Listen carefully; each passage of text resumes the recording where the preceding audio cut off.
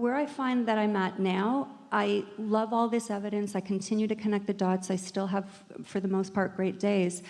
But I have found, especially just over the holidays, being very reactive and very defensive. You've brought us full circle to the conversation that we really wanted to have with all of you, because we started out by saying that there's only attraction, and Esther acknowledging as she got something from someone that she didn't want, and then she reminded herself there's only attraction.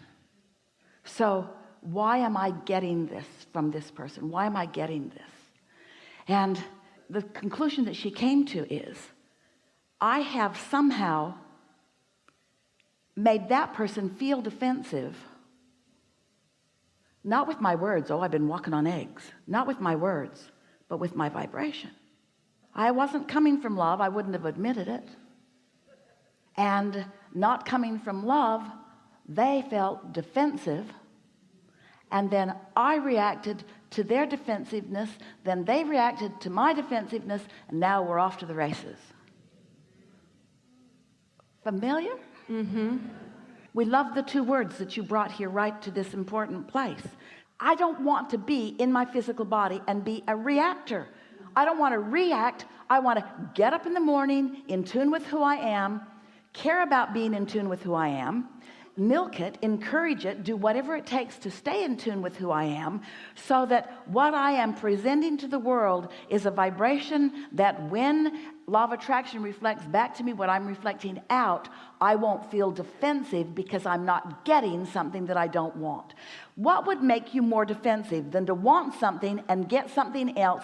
You know what you assume? You assume you're doing it to me because you, other person or other situation or whatever, I think I'm reacting to you, but I'm not. I'm reacting to what I'm evoking from you. And the reason I'm evoking it from you is because I'm attracting it from you. And the reason I'm attracting it from you is because I'm emitting it from me.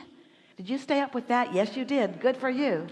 The only thing that you are ever reacting to is the results of your own vibrational output. And if you keep finding yourself reacting, then you might want to say, ooh, maybe I could do something about the output that I'm outputting. Because you got complete control over that. Can you feel yourself beginning to be back in your own driver's seat? And are you willing to let all of them off the hook?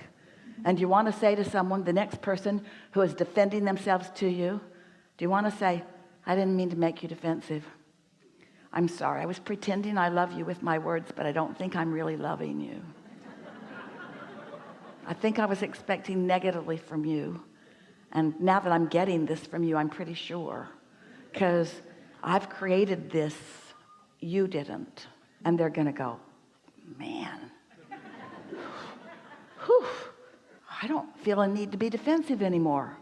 Because you just took away all my reason to feel defensive. Because you're not playing offense. You're not projecting something that's attracting something from me. This is big, friends. You're on the brink of getting it. And now we've chewed it over really well. Best conversations ever in all of the universe today.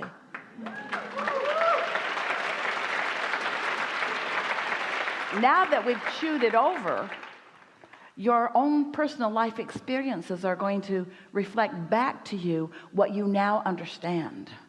And it just gets better and better. I wanted to add just two things. So that was like literally 12 hours of my allowing, accepting, and lining up to, and just letting go of everything. I met this person, and she was indeed the lawyer that I used.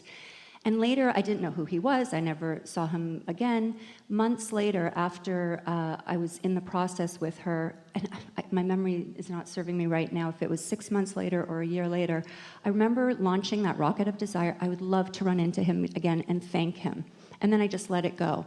And sure enough, I was driving along Pico one day, and I had an impulse to go into Office Depot or Staples or whatever, and I pull in because I knew I needed something. And I parked in the parking lot, and I couldn't remember what it was that I needed. And then I got distracted with texting for about 15 or 20 minutes.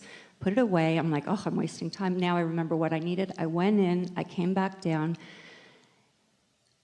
walking to my car, and a gentleman is walking this way. He just pulled in and walked over, and it was him. And I literally ran across the parking lot and said, you. And he looked at me. I said, you told me which lawyer. He says, oh, yes, I remember you.